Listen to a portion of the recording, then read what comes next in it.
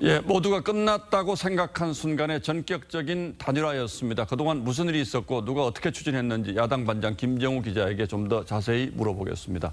자, 김 기자, 전격적이 어제 밤 사이에 단일화라고 저희가 표현을 하긴 합니다만 그런 건 아니겠죠. 그동안 어떤 움직임들이 좀 포착이 됐습니까? 네, 그래서 이 과정을 이해하기 위해서는 먼저 좀 설명드려야 할 인물이 한 명 있습니다. 예. 바로 김미경 교수죠. 안철수 후보의 바로 배우자입니다. 예. 그 주말 단일화 결렬 때도 김 교수 역할이 꽤 컸던 걸로 알려졌는데 이미 지난 28일부터 입장 변화의 조짐이 좀 보이긴 했다고 합니다. 자, 28일이라면 단일화 결렬을 선언한 바로 다음 날이고 또 투표용지 인쇄가 시작된 날이잖아요. 예, 바로 그날인데 예. 그 당시 공식 창구였던 장제원, 이태규 라인 말고도 여러 라인이 가동이 됐는데 특히 이제 안 후보 부부를 잘 아는 한 학계 인사가 김 교수를 적극적으로 설득했고요. 어느 정도 입장 변화도 감지한 걸로 전해졌는데 저희가 그 해당 인사에게 한번 연락을 해보니까 대부분 사실이 맞지만 본인을 직접 드러내고 싶지 않다 이런 입장이었습니다. 예. 이 얘기를 뒤집어 보면 그동안 단일화가 결렬됐다고 생각된 그 이유 배경에 김미경 교수의 역할이 있었다라는 것을 우리가 짐작할 수는 있겠군요. 예. 결국 김 교수가 마음을 움직였다면 이때 이미 사실은 가닥이 잡혔다 이렇게 봐도 됩니까? 예, 그래서 또 다른 정황이 좀 있는데 같은 날이었습니다. 그쪽에서도 이제 안 후보하고 직접 소통하는 한 인사가 윤 후보 쪽에다가 장소까지 정확하게 지목을 해서 후보 간 직접 만남을 제안하기도 했다는데 예. 이미 그러니까 28일부터 뭔가 물밑 기류가 보였던 거는 사실인 것 같습니다.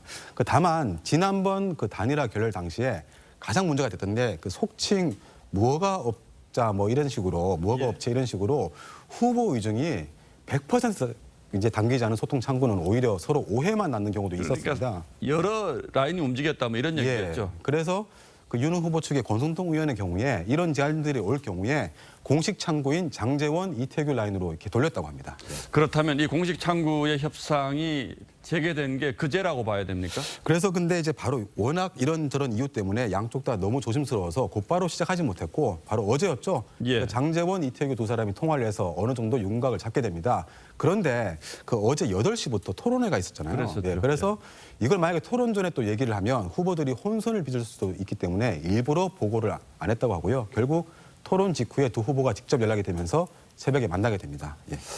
자, 국민의당 쪽에서는 이제 매듭이 지어진 건 어제 저녁인데 국민의당 쪽에서는 그제부터 긴박하게 움직임이 있었다 이런 얘기도 있더군요. 예, 맞습니다. 그래서 바로 1일인데 그 내부 회의에서 단일화를 직접 논의했다고 합니다. 그래서 찬반 격론이 벌어졌고 안 후보가 이 회의 직후에 결심을 굳혔다는 얘기도 있습니다. 예.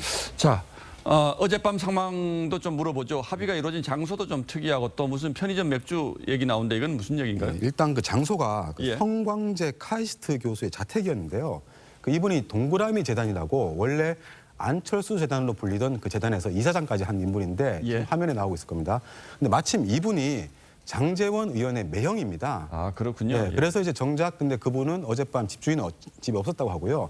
그래서 처음에 이제 그 두 후보하고 이제 장제원, 이태규 네 사람이 마주 앉았는데 좀 분위기가 좀 어색하니까 그럼 편의점에서 맥주라도 좀 사와라 해가지고 4캔을 사와서 건배를 한번 했고요. 그렇게 이제 대화가 됐고 앞서 보도해드린 대로 이제 이른바 종이 쪼가리 필요 없는 신뢰를 이제 형성했다고 합니다. 예. 자, 어떻게 보면 극적이긴 합니다만 좀 허무한 결말이다. 이제 이렇게 볼 수도 있겠는데 득실은 어떻게 보고 있습니까? 일단 윤 후보 입장에서는 사실상 야권 분열이라는 그런 막판 큰 숙제를 풀어냈다는 성과가 있습니다. 하지만 당선 여부를 떠나서 그 공동정부나 합당과 같은 과정에서 잡음 가능성을 이제 아직까지 배제할 수는 없고요.